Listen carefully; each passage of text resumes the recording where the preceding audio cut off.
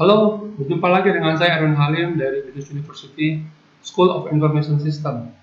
Di kelas Digital Business Model kali ini kita akan membicarakan tentang digital business.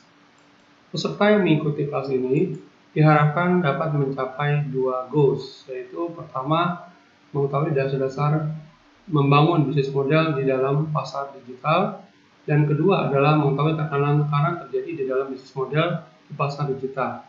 Untuk selanjutnya kita akan membuat presentasi berikut. Nah, pada kelas digital business ini ya kita melihat bahwa revolusi digital itu sudah berlangsung sangat pesat ya, dan sudah lama juga sebenarnya ya. Secara esensial ini merubah tatanan ekonomi dan komunitas dunia ya, termasuk di dalamnya yang berhubungan dengan teknologi informasi ya. Jadi kita kenal dengan istilah yang namanya the beginning of digital age ya, atau digital revolution.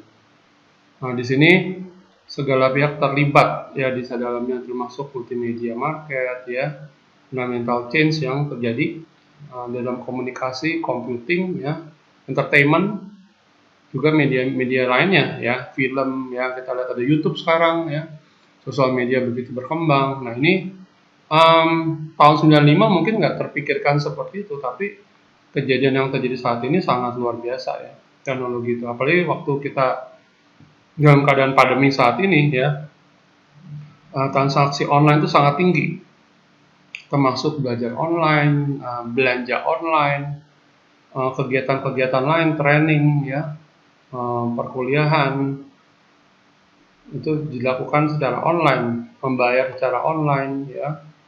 Jadi luar biasa sekali perkembangan teknologi. Nah, ini kalau kita lihat ada sebuah model dari Kondratiev ya, Kondratiev cycle dinamakan. Ya, katanya ini seperti apa nih, pita ya, seperti gelombang gitu ya, gelombang sinus. Jadi tahun 1800-an sampai saat ini disebut dengan cycle pertama, kedua, ketiga, keempat sampai kelima nih sekarang.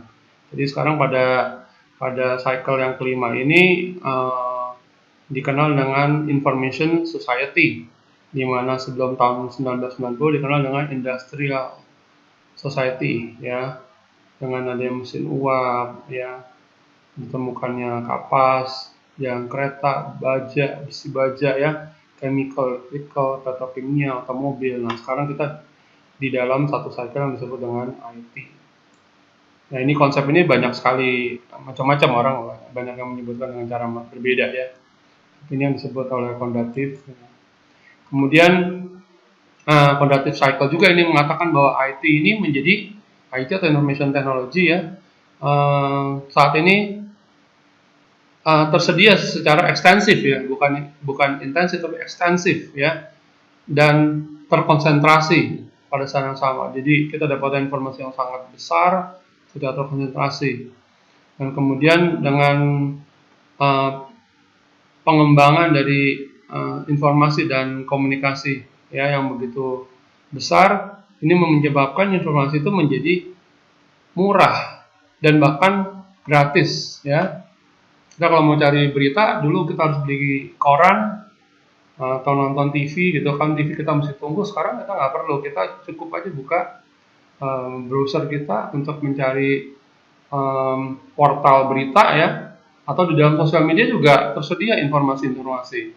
Ada kejadian yang luar biasa, dalam hitungan detik udah mengglobal. Nah, kemudian di sini juga katakan bahwa informasi dan knowledge itu sifatnya ubiquity. Ubiquity itu maksudnya apa? Ubiquity adalah tersedia dalam, tidak dibatasi oleh waktu ya, atau dengan katakan omnipresent. Maksudnya kayak misalkan saya membuka mencari informasi dengan menggunakan Google misalkan ya, itu kapanpun saya mau buka ya, selama ada internet, ada device untuk membukanya itu ya, bisa saya akses informasinya. Jadi nggak mesti menunggu. Kalau dulu misalkan ke perpustakaan harus ke perpustakaan dibuka, kalau ini kita nggak perlu, kita selama ada aksesnya, ada internet, ada device-nya, kita bisa ambil informasi dan knowledge ya. Orang yang bisa membuat martabak misalkan, dia cukup buka YouTube, dia belajar sebentar ya, dia bisa buat martabak, bisa bisnis martabak. Jadi ini Ini disebut dengan ubiquity of information and knowledge, ya. Nah, di sini ada beberapa dimensi. Kalau kita lihat di bagian dalam itu ada business, ada internet ekonomi, ya, dan yang paling besar adalah information society. Jadi yang kita agak fokus adalah yang di dalam ini, yang biru muda ini, ya. Kita lebih fokus ke sini. Di dalam e-business ada e-commerce. Nah, ini yang sering kita kenal, ya, e-commerce, ya. Ada e-collaboration, jadi kerjasama elektronik. Ada e-communication, misalkan dengan sosial media. Ya, ada e-information atau e-entertainment, ya. Contohnya seperti YouTube, ya, termasuk sosial media juga di sini. Ya. TikTok yang lagi ngetren, ya, juga banyak, ya, teknologi yang digunakan atau platform, ya, untuk entertainment saat ini. Ini sudah mendunia sekali. Dan terakhir adalah e-education, ya. Jadi penggunaan teknologi untuk sarana belajar, ya, baik itu learning management system, video conference juga, ya.